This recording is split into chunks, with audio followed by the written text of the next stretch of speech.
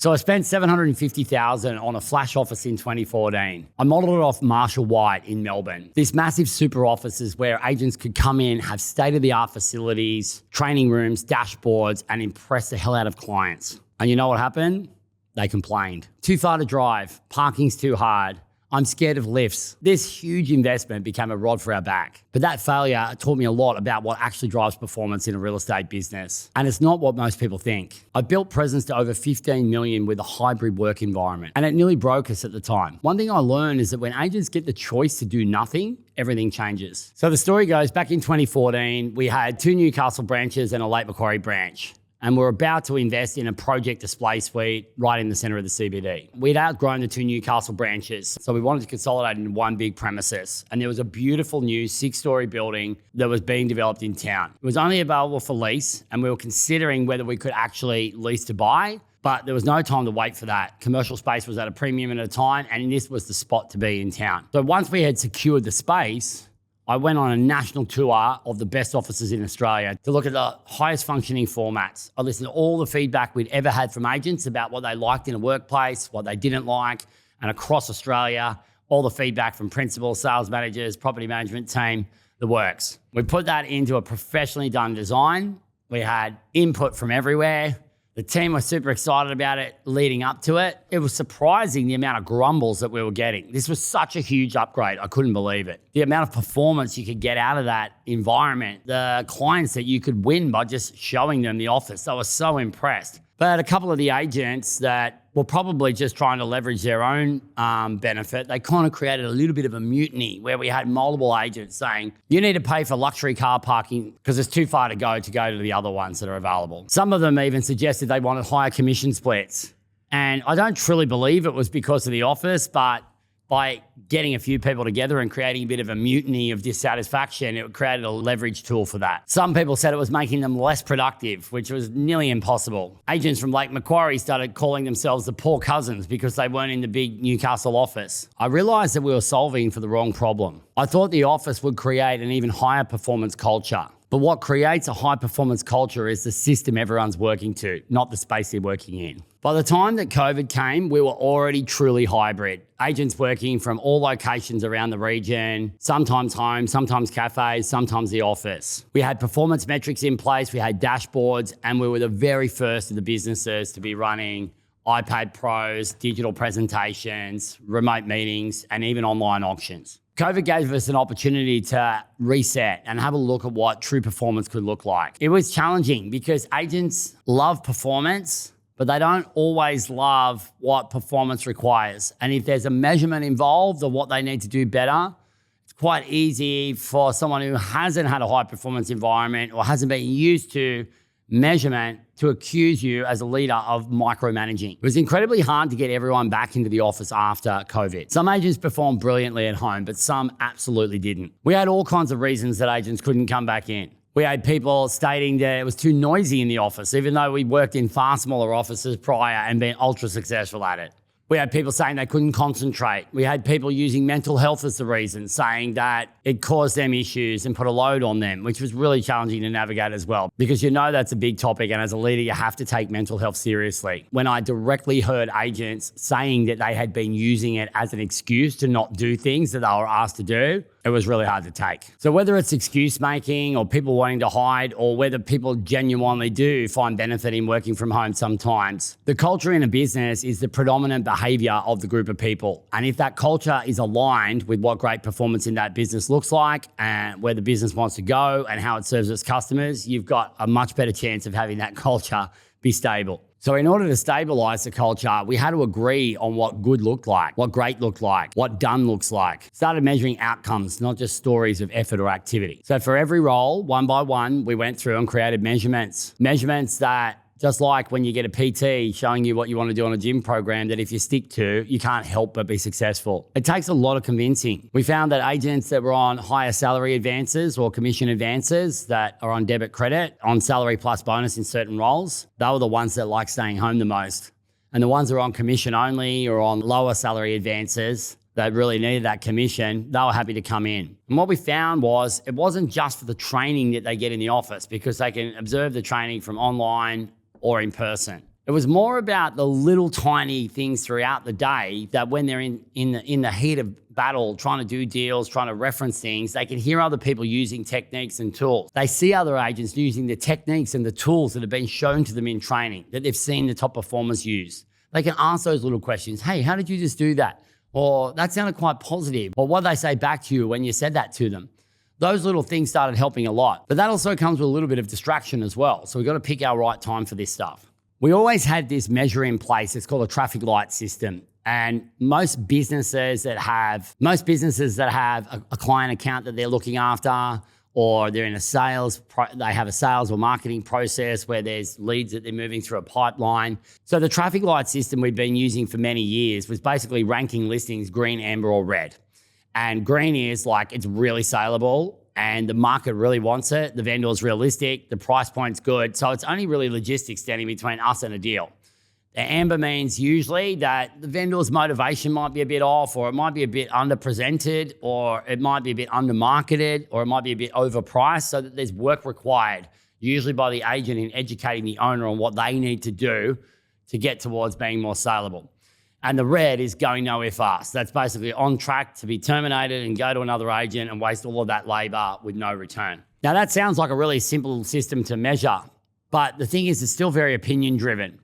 So over the coming years, over the next 5 years, I refined that traffic light system further into what is now a fishing upstream system. And there's a lot of measurement in fishing upstream. We rank buyers, we rank appointment types, and importantly, we do rank the listings that we've got in green, amber, and red.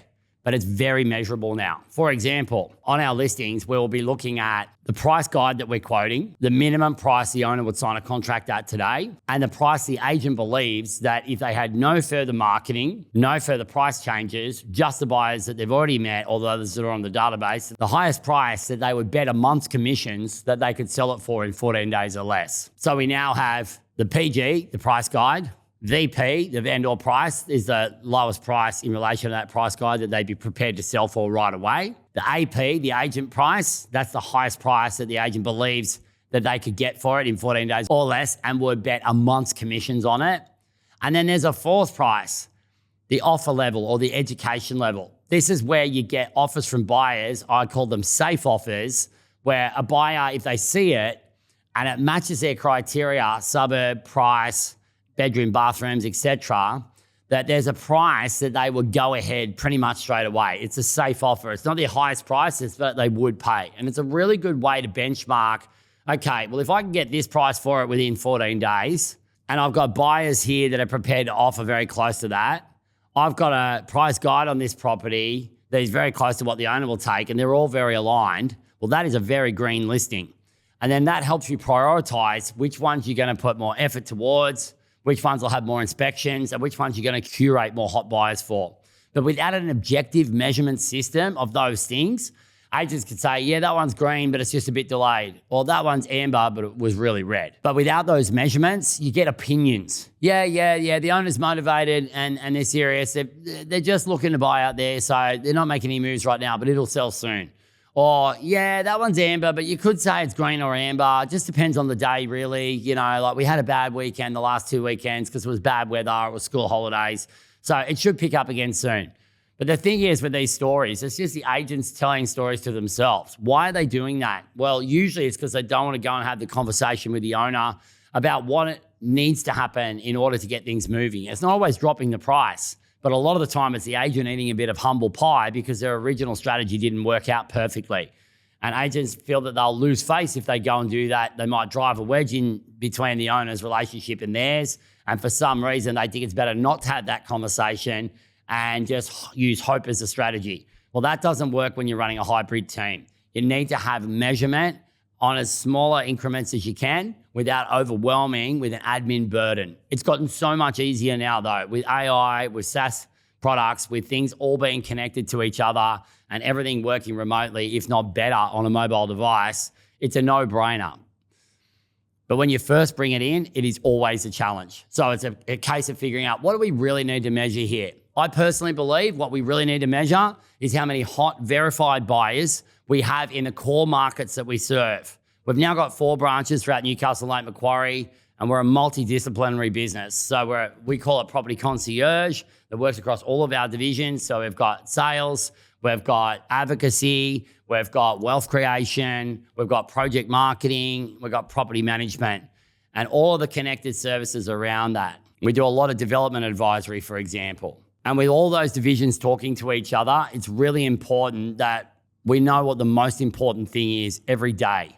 So increasing the amount of communication, increasing the pulse of the communication without overwhelming and wasting time in meetings became a really important component as well. And to this day, we run a scaling up meeting rhythm: daily, weekly, monthly, quarterly, annually. Daily is just a quick huddle. What's the main focus for today, and what's anything that could possibly be in the way of it? If there is anything possibly in the way of you achieving that measurable outcome by the end of the day, you go instantly off that meeting and you have a solve meeting and you get it sorted so you can get things back on track by the next day. Weekly meetings are about using tactics to keep your month on track. In the month, you've sort of called the shots that you're going to achieve, the listings, the sales, you've named them, and you've got milestone plans for that. So weeklies are about keeping that on track because stuff comes up. People change their minds. Weather events happen, public holidays happen, people get sick. So tactics are used to keep the strategy on track. Quarterly is more about looking at, am I on track for my yearly goal? And are there things that we observe during this quarter that we need to focus on as a collective to improve?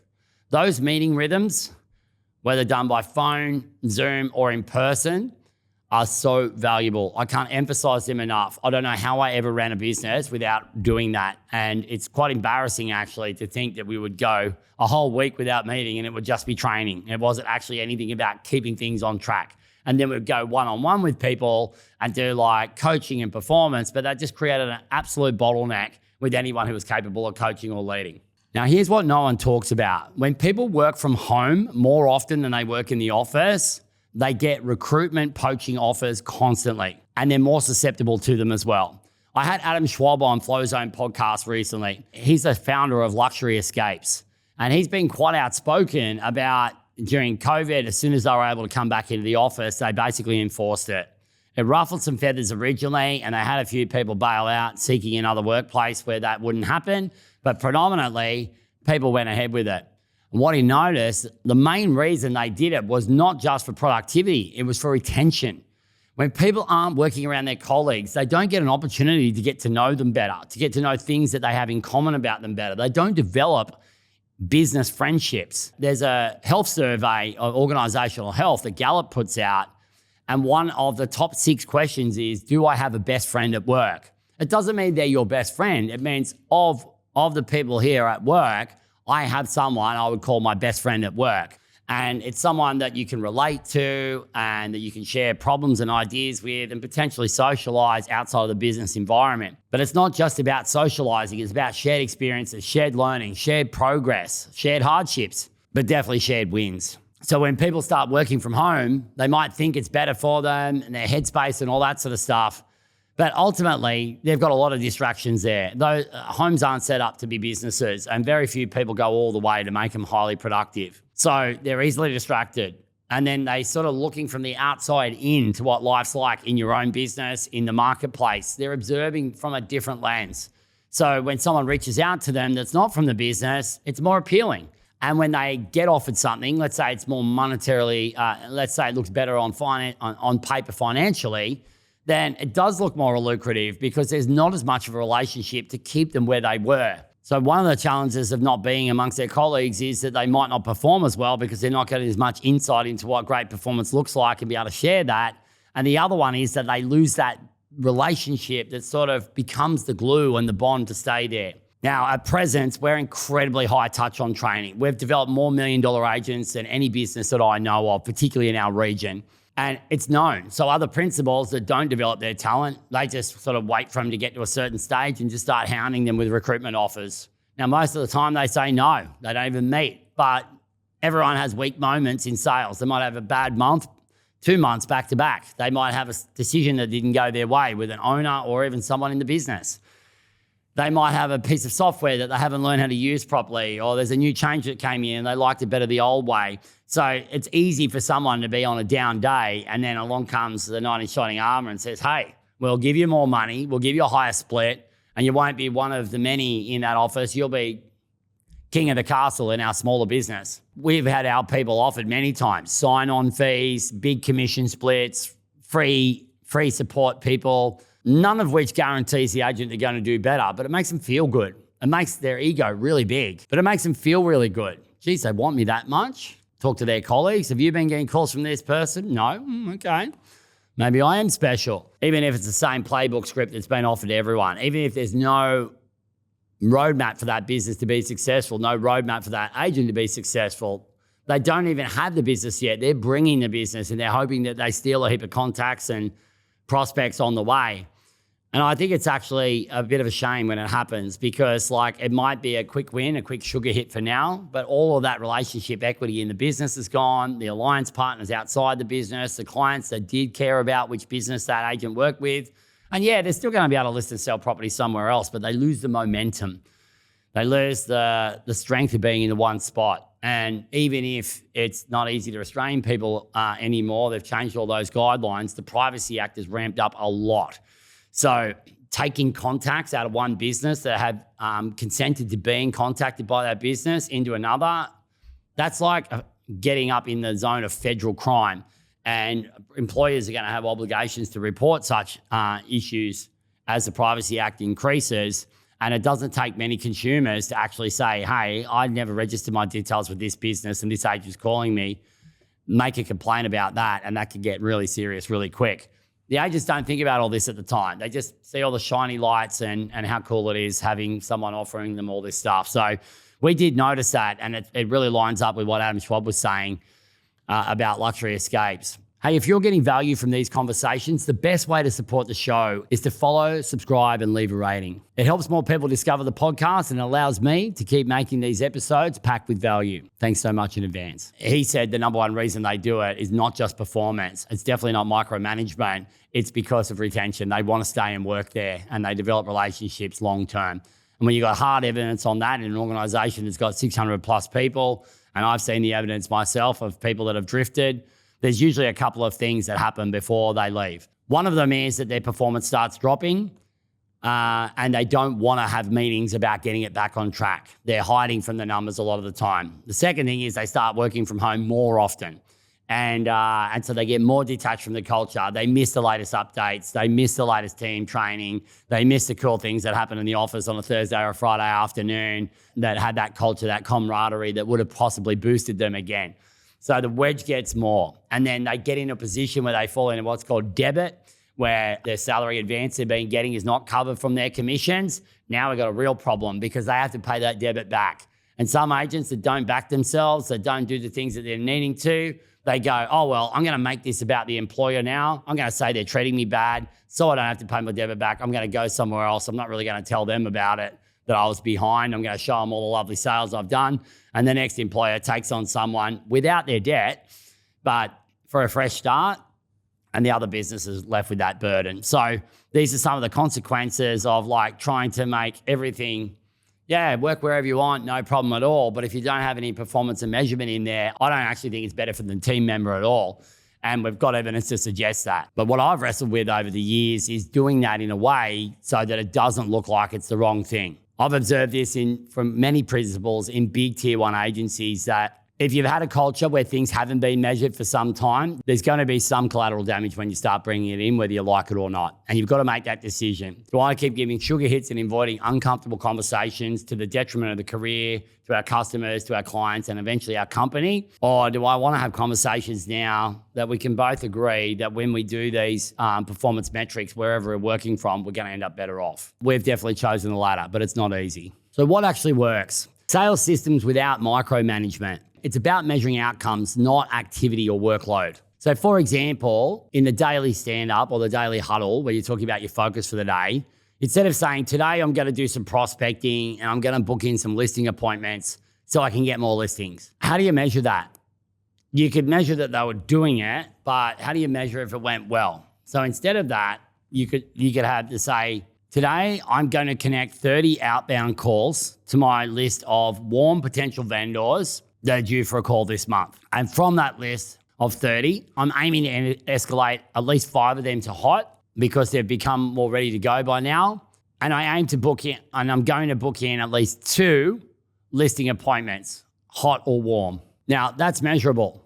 30 calls, measurable. Moving 5 of them to hot, measurable. Booking 2 of them in for an actual appointment, measurable. Great. So at the end of the day, you could say what done looks like. Then if it doesn't work out, we do something called waywall. What went on? Why do we think it happened? What's the action to get it back on track? What's the learning for the team so we can improve the system and not deal with that situation again? So if they didn't get the 30 calls done, what went on? Well, I started calling too late. I really should have started right on 8:30 instead of coming in and having a little coaching meeting first and then going to that other coffee meeting and then starting at like 11:45. I just ran out of time. Okay, good. What went on? I started too late.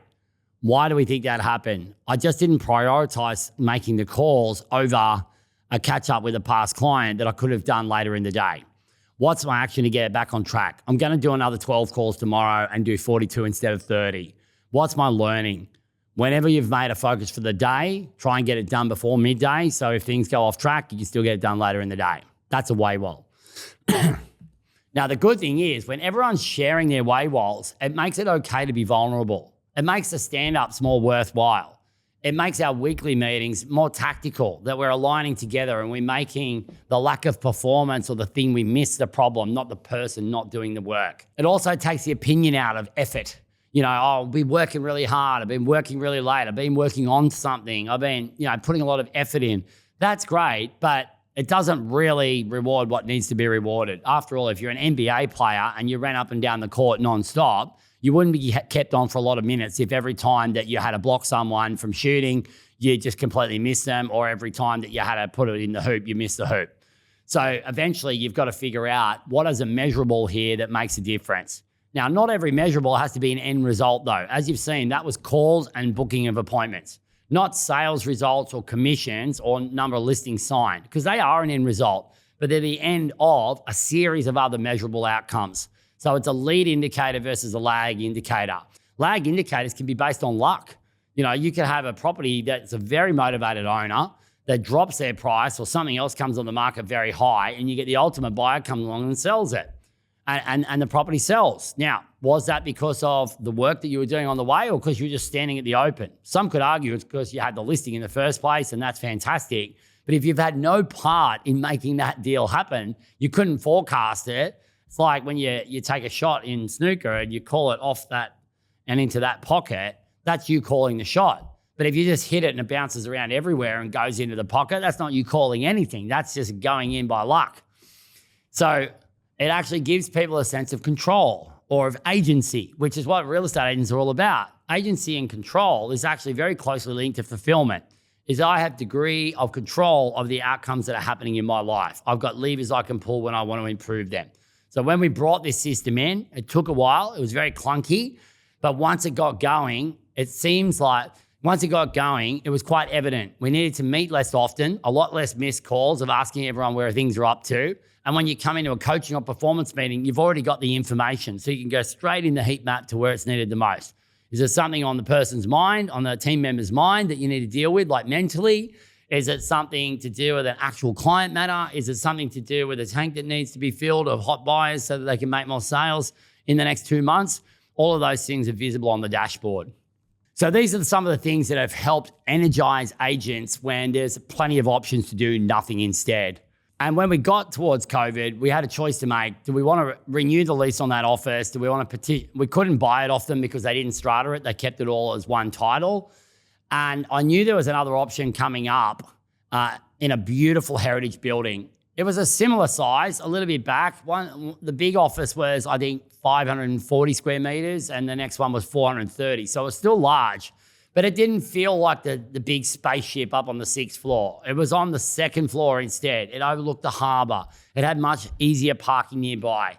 And we had an option to lease it with an option to buy. And that's exactly what we did. We leased it. We sucked up all the costs. We left the fit out behind and we moved into the new premises, leased it, and then eventually bought it. A sense of ownership, a sense of pride, but also a bit more humble greatness, I suppose. Instead of being on the top floor with the big shiny sign, we're in a beautiful heritage building right in the middle of our marketplace. The other offices had their own identity as well. So we've now got 4 offices scattered throughout the region in strategic locations. The smallest one's only about 35 square meters. The biggest one's 430 square meters. But they all sort of draw a bit of inspiration from their local area. And I don't think any one of the offices makes the other one look like the poor cousin or like the super spaceship. Now, what's the benefit to the actual clients that comes from a hybrid work environment? When you get hybrid right, customer experience actually goes through the roof. Why is that? Well, most of customer experience is not about being belly to belly with the customer or sitting with them in their house. Most about client experience isn't about what goes on when you're directly in front of them. It's about response times. It's about what you remember about them. It's about whether you call them back when you said you would. It's about the attention to detail you take when you're doing a discovery call in the first place. And when you've got systems that measure that stuff, that are taken in real time, or at least reported that day, it has to contribute to better customer experience over time. So for example, speed to lead. In our CRM, we measure how long it takes an agent to respond to a buying inquiry and a potential vendor inquiry and a potential landlord inquiry. Now, that seems pretty obvious now, but you'd be blown away how many businesses don't measure it. Some of the biggest businesses that we all admire because they've got some really big agents that do really big properties that have amazing videos and big social media profiles. Inside those same businesses, there's whiteboards that are outdated. There's buyers that have made inquiries that haven't had a discovery call, or in some cases even a call back, because the systems haven't been set up for it. They've been set up for winning listings and marketing like hell and attracting buyers to those properties through the marketing, but sort of forcing the buyers to participate in a certain type of selling process without really taking notice of what's important to those buyers. And those buyers have got houses to sell. Those buyers own investments. Those buyers talk to people who have got houses to sell and own investments. And they almost begrudgingly deal with the agent they have to because it's listed with them. We don't have as many buyers agents in Australia just yet, but that's coming. The tide is turning quite quickly. That response time to buyer inquiry is something that people notice. The detail that we go into when we do a discovery call or a field of inquiry are things that people notice. How quick we get back to people and the quality of the information we send, whether it's digital or whether we make people take home something paper, whether it's easy to download and use or whether they've got to download it and put it into another app and write it out and send it back. All of this stuff gets noticed. And when you run a hybrid environment, it forces you to create systems that are better for the customer. And if it's better for the customer, it's better for the team. And if it's better for the team, it's better for the company. One of the benefits of a hybrid work environment is that you can have a wider pool of talent catchment. So we've got 4 offices throughout Newcastle and Lake Macquarie now, which actually opens us up to what they call Greater Newcastle, which is 500,000 homes and a population of circa 1 million. Newcastle, Lake Macquarie, Central Coast, Port Stephens, Maitland and the Lower Hunter Valley, they can all be accessed now from where our offices create a radius. They're like nodes from where our offices create a radius around them. So it's not far to travel to the office. It's not far to travel to the properties that are for sale. And if someone lists a property at that end of the marketplace, they could actually usually work out of that office, but the client and customers are going to be quite used to seeing that agency there. So there's a lot more cross-pollination opportunities. There's a lot more collaboration opportunities. Agents can get a referral fee or get part of a listing that they wouldn't have got if they just had one premises that was in a certain suburb or destination. So there's a huge advantage there as well. So there's a couple of things that I can see coming in our industry. There's a couple of things that I forecasted that are going to become more prevalent in our industry. 10 years ago, I spoke about desktop client acquisition as becoming a big part of real estate. And when in the buyer's agency I co-founded with Jack called Henderson Advocacy that I'm no longer involved in, we got right into desktop client acquisition from day one. If I was building a business from scratch now, I would absolutely be focusing on this. What is desktop client acquisition? It's basically where you've got a pool of people in your database that you are talking to frequently, and when they want to go ahead and list a property for sale, list a property to be managed, or engage you as an agent to represent them as a buyer's advocate, a vendor's advocate, or any other real estate professional service, that instead of like going out and having a physical meeting at their house, doing the tour, going away thinking about it, coming back, presenting a proposal, they think about it, then eventually you sign agreements or it might be on the spot. You do much more of it from the desktop. You actually do it on the Zoom screen. Most of the information you need to convey to the owner to address their questions and concerns can be done in that environment. Most of the information you need to get the elementary forms of price can be done without visiting the property physically or visiting it at a separate time, like having a walkthrough when only one person's home and then conveniently signing it up over Zoom when they're both available at a time that suits them. They could be in different locations. You get your presentation skills can be sharper because you're practicing all the time in a similar environment, a controlled environment. It's being recorded, so you can go back and watch where you came off track, where their body language came off track. And now with AI tools like Fathom Note Taker, which works across Zoom, Google Meet, Microsoft Teams, any of those, you've actually got all those transcripts and you can assemble those and see where things worked and where they didn't. You can study the good ones and study the poor ones. And amazingly, clients actually prefer it in a lot of cases. It doesn't mean you do it only. That's what hybrid's all about. But if you can do some desktop on top of what you're already doing, it's going to be an incremental advantage. And if you can start doing desktop client acquisition when others aren't, it's a no-brainer. Where it works really well is when you're buying properties all around the country, if you're doing buyer's advocacy, because most of that is done with an affiliate or someone that's in situ. If they're investments, they're barely even looking at the properties, and there's a process you go through when the time comes. If you're selling properties on your rent roll with tenants in them, a lot of the investors are buying on the numbers. They will have an inspection at some point, but they don't need that to get towards the point of being interested in the property. Instead of standing there at an open and burdening your tenant with all that to meet your buyer, you've already got the buyer in the database, so you do the work with them, get them to the point where the decision's basically made, and the walkthrough inspection is just to prove that it's not made of cardboard. These are things that you can get much better at as you build the muscles for a proper hybrid work environment. Look, hybrid work environments aren't automatically better. And letting everyone automatically work from home without any structure in place isn't a strategy. It's chaos with a sprinkle of certain doom. But if you build the right systems, you focus on measurable outcomes instead of activity, you make it totally okay to bring forward problems that you want the team to collectively help solve. You got communication rhythms that everyone agrees to adopt to, and they feel the privilege of having the flexibility rather than an obligation of just coming in the office, then you start to have a really powerful combination. You can create real incentives for real performance. You can gamify things. You can bring cultural events. You can start curating cultural events that really matter. And most importantly, you can enhance your customer experience, which has to lead to better business outcomes. The key is to understanding that when agents have an opportunity to be distracted, you need a bloody good system to make sure that the system is the thing they choose to work on. That $750,000 office fit out taught me the hard way. So if you're wrestling with a hybrid workplace or trying to work out what actually drives performance when your people have the option to work from anywhere, let me know. I've made the expensive mistakes so that you don't have to.